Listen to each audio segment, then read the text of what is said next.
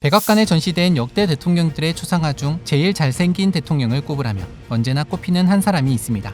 그래서 잘생긴 프랭클린이라는 별명도 붙여지는데요. 바로 미국 14대 대통령 프랭클린 피어스입니다. 하지만 대통령으로서 능력이나 실력은 0. 결국 북부와 남부를 제대로 중재시키지 못해 남북전쟁의 불씨를 지피우기도 하죠. 오늘은 미국의 14대 대통령 프랭클린 피어스에 대해 알아보겠습니다.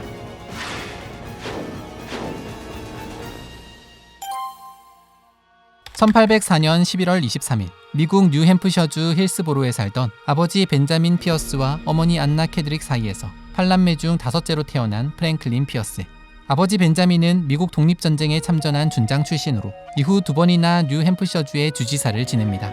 한마디로 명문 가문 출신이라고 볼 수 있죠. 프랭클린은 비교적 여유로운 가정 환경에서 형제들과 함께 행복한 어린 시절을 보냈습니다. 특히 그는 파란 눈과 곱슬곱슬한 머리카락을 가진 미소년으로 어렸을 때부터 뛰어난 외모로 인기가 많았다고 합니다. 그러다 1812년 프랭클린이 9살이 됐을 때 미영전쟁이 일어나고 아버지는 프랭클린의 2 형들을 군대에 보내게 됩니다. 그래서 프랭클린은 준장 출신이던 아버지와 전쟁에 참전한 형들을 보며 자연스럽게 군대나 정치에 관심을 가질 수 있었습니다. 아버지 벤자민은 자식들의 교육에도 무척 관심이 많은 사람이었는데요. 프랭클린이 11살이 됐을 무렵 마을에 있는 사립학교에 보내고 1년 후에는 집에서 좀 더 멀리 떨어진 기숙학교에 입학을 시켰습니다. 하지만 어린 나이에 부모와 떨어져 낯선 곳에 살게 된 프랭클린은 그만 향수병에 걸리고 말았죠. 결국 그는 혼자 19km나 되는 거리를 걸어 집으로 돌아오게 됩니다. 아버지는 돌아온 프랭클린에게 저녁을 차려주었다고 합니다. 그런데 그 뒤로 다시 학교에 데려다 주었죠.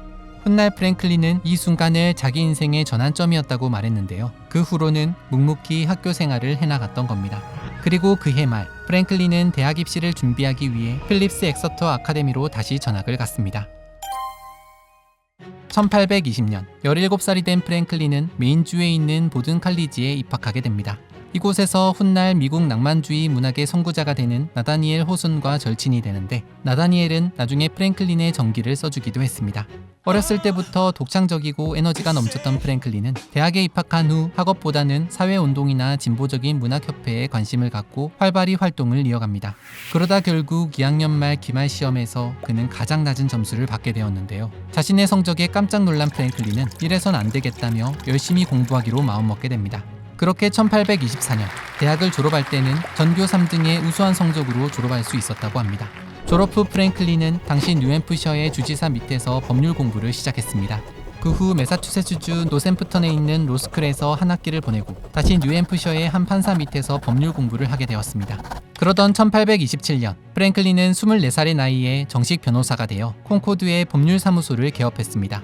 사실 프랭클린은 유난히 말빨이 좋았던 데다 사람의 얼굴과 이름을 외우는 기억력이 뛰어났는데 거기에 뛰어난 외모와 깊은 목소리까지 가지고 있어 곧 그 지역에서 능력 있는 변호사로 이름을 알리기 시작했습니다. 변호사로 경력을 쌓아오던 중 아버지와 함께 1828년 대통령 선거에서 앤드류 잭슨의 선거운동을 도우며 자연스럽게 정치에도 발을 들이게 되는데요. 1829년에는 주지사로 있던 아버지를 등에 업고 겨우 26살의 나이로 뉴햄프셔주의 하원으로 선출이 되었으며 2년 후엔 주의회 의장으로 임명되었습니다. 그리고 1833년엔 마침내 미국 하원의원에도 당선되며 계속해서 승승장구하게 됩니다. 1834년 31살의 프랭클린은 모교였던 보든 칼리지 학장의 딸 제인 애플턴과 결혼을 하게 됩니다. 둘의 성향은 전혀 달랐다고 하는데 인기가 많고 외향적이었던 프랭클린과 달리 제인은 무척 내성적인 여성이었기 때문입니다. 무엇보다 제인은 남편이 정치를 하는 것을 좋아하지 않았습니다. 1837년 프랭클린은 34살의 나이로 최연소 미국 상원의원으로 당선이 됩니다. 상원의원으로 정치를 하기 위해 고향인 뉴햄프셔를 떠나 워싱턴에서 생활을 해야 했던 그는 아는 사람도 별로 없고 낯선 워싱턴 생활에 적응하지 못하며 결국 술에 의지하기 시작했는데요. 이러한 상황을 알았던 제인은 프랭클린이 워싱턴에 머무는 동안에 자신은 콩코드에서 주로 머물며 계속해서 남편에게 정치를 그만하라고 설득했다고 합니다. 결국 1841년 프랭클린은 상원의원에서 사임한 뒤 콩코드로 돌아가 다시 변호사 생활을 시작했습니다. 그리고 이번에도 역시나 뛰어난 기억력과 말빨로 법정에서 많은 청중들을 끌어모으는 스타 변호사로 명성을 떨치게 되는데요. 때론 돈이 없는 가난한 사람들을 위해 무료 변론을 하기도 했다고 합니다. 아내의 조언에 따라 술을 끊고 군주운동에도 적극적으로 참여했는데 이처럼 프랭클린은 정치에서 한 발 물러나긴 했지만 다른 방식으로 정치에 계속 관여를 했던 겁니다. 1844년 그는 제임스 포크의 당선을 위해 열심히 선거운동을 했습니다. 그리고 결국 제임스 포크가 대통령에 당선되고 이후 프랭클린은 뉴햄프셔 지역의 미국 검사로 임명이 될 수 있었습니다. 1846년 미국과 멕시코 사이에 전쟁이 시작되자 프랭클린은 스스로 먼저 뉴햄프셔 지역에서 자원봉사자를 모집하는 일을 하게 됩니다.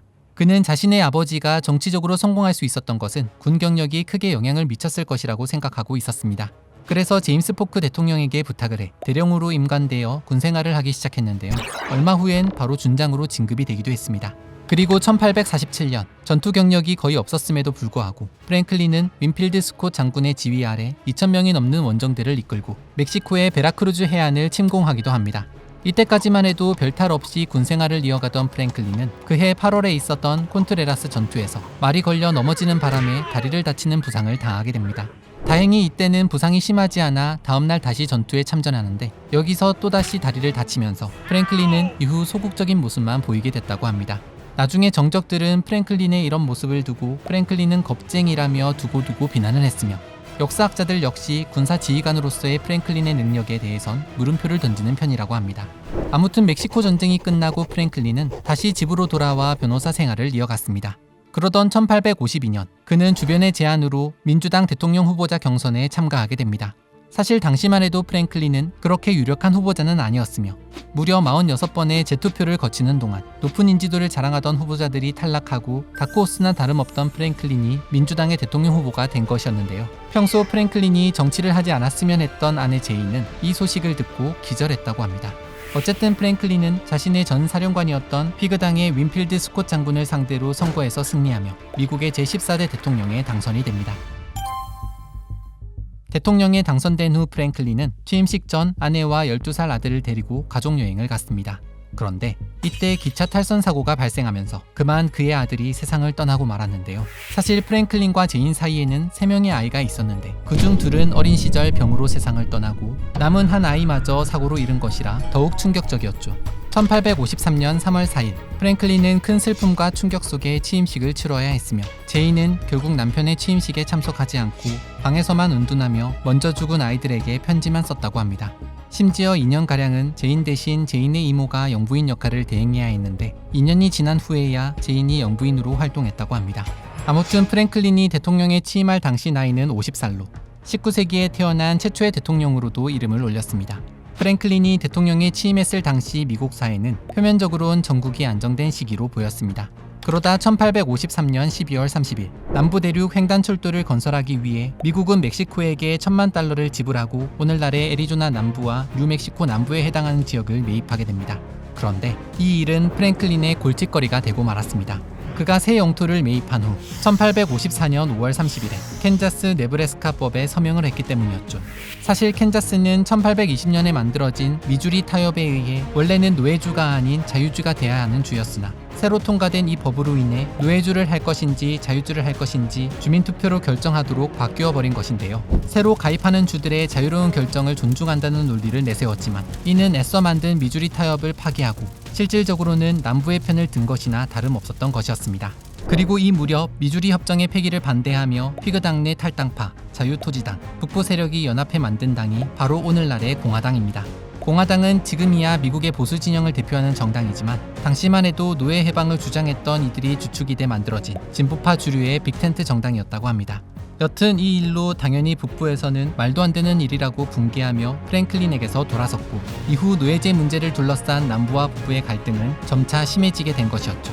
프랭클린은 결국 1856년 대선에서 민주당 후보로 지명받지 못했고 단 한 번의 임기로 대통령직을 마치게 되었습니다. 1857년 3월 프랭클린은 건강이 악화된 아내를 회복시키고 자신의 복잡한 심경도 정리하는 차원에서 바로 해외로 여행을 떠났습니다. 해외에서 2년의 시간을 보낸 후 두 사람은 다시 콩코드로 돌아와 살게 되는데 그러다 1863년 12월 아내 제인이 먼저 세상을 떠나면서 프랭클린은 절친인 나다니엘 호선과 더 많은 시간을 보내기 시작했는데요. 1864년에는 투병 중이던 나다니엘과 함께 요양 목적으로 여행길에 오르기도 했죠.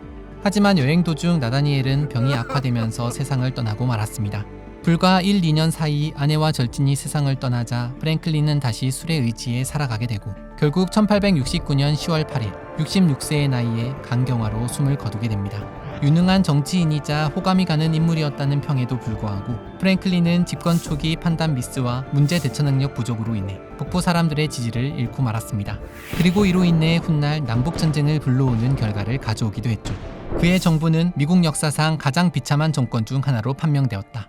국가 정치 지도자로서 프랭클린은 사고였다. 라며 그는 미국 역사상 최악의 대통령 중 한 사람으로 늘 손에 꼽히고 있습니다. 이상 미국의 제14대 대통령 프랭클린 피어스에 대해 알아봤습니다.